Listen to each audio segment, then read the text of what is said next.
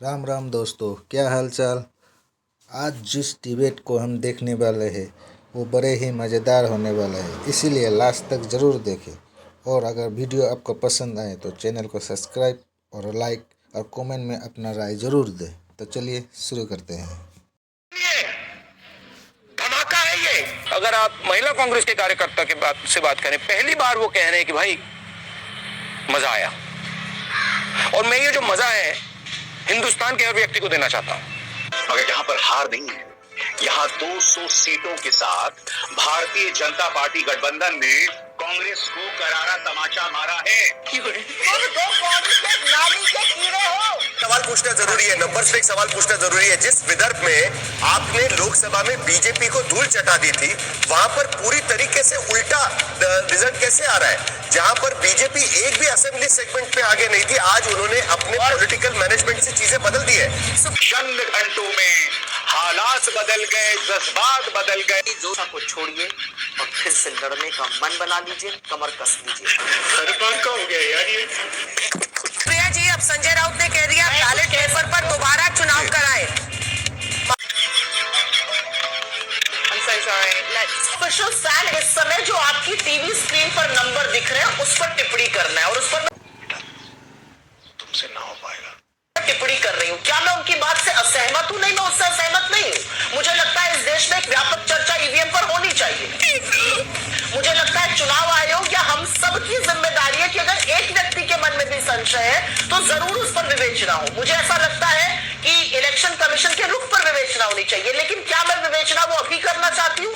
शायद नहीं। क्या मैं अभी आपके नंबर्स पर जो टीवी स्क्रीन पर दिख रहा है उस पर चर्चा करना चाहती हूँ? बिल्कुल करना चाहती हूँ। लेकिन क्या ईवीएम का मुद्दा बंद हो जाता है? क्या इलेक्शन कमीशन की निष्पक्षता पर सवाल उठना बंद हो जाता है? बिल्कुल नहीं, वो सवाल रहे। एक बार सुधांशु त्रिवेदी जी के पास चलते हैं। सुधांशु जी ने अभी बातें कही, मैं उस पर थोड़ी सी टिप्पणी करना चाहती हूँ। सुधांशु जी कहते कहते कह गए महाराष्ट्र पर तो बहुत बोल गए, झारखंड में क्या हुआ सुधांशु जी? आपको तो एक अपना अध्यक्ष भी इंपोर्ट करना पड़ गया, क्योंकि जो जीता वही सिकंदर वाले अगर हिसाब से आप चलेगा तो वो महाराष्ट्र की बात करेंगे, हम झारखंड की बात करेंगे। लेकिन असलियत ये है कि जो स्लोगन इन्होंने देने की कोशिश करी, बटेंगे तो कटेंगे, ये नहीं चला है।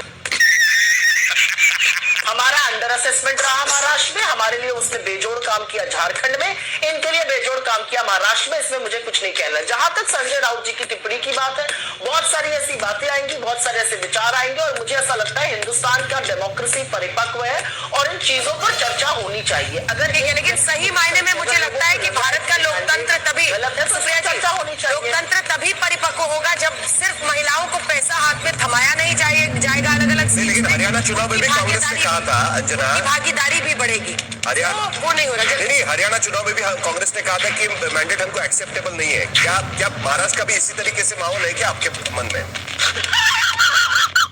देखिए, हमारा जो कोलिशन था उसके अंदर एक आइडियोलॉजिकल एंगल भी था शिवसेना के साथ। अगर देखें, जब हमारा शिवसेना पूरी शिवसेना के साथ था, अब शिवसेना जब उधर गई तो तीनों पार्टियों में एक समस्या है कि उनके कार्यकर्ता मुझे लगता जमीन पे नहीं एक हो पाए, क्योंकि नेता तो एक हो गए व्यक्तिगत स्वार्थ में, पर मुझे लगता है कि जब महाराष्ट्र की सत्ता की बात आई तो वो नहीं एक हो पाए, और लोकसभा में थोड़ा भ्रम का वातावरण भी था। और ये भी मैं मान सकता हूं कि हमारे कुछ कार्यकर्ता हो सकता है उस समय थोड़ा अति आत्मविश्वास में भी आ गए हो कि हाँ हम तो जीत ही रहे हैं। तो वो जो भी फैक्टर थे, मुझे लगता है उसके बाद अब काफी वक्त गुजर चुका है। जिसे कहते हैं गंगा में काफी पानी बह चुका है, या यूं कहें नर्मदा में काफी पानी बह चुका है। तो इसलिए अब मुझे लगता है कि अब वास्तविक स्थिति लोगों को समझ में आ रही है। जिसे एक कहावत होती है कि काठ की हांडी बार बार नहीं चढ़ती, तो संभवतः अब हरियाणा के बाद चुनाव परिणामों से ऐसा ही कुछ प्रतीत। मजा आया जी। तो दोस्तों, आज के लिए बस इतना ही। अगर आपको वीडियो पसंद आया तो लाइक और चैनल को सब्सक्राइब जरूर करें। मिलते हैं नेक्स्ट वीडियो में, तब तक के लिए जय हिंद, जय भारत।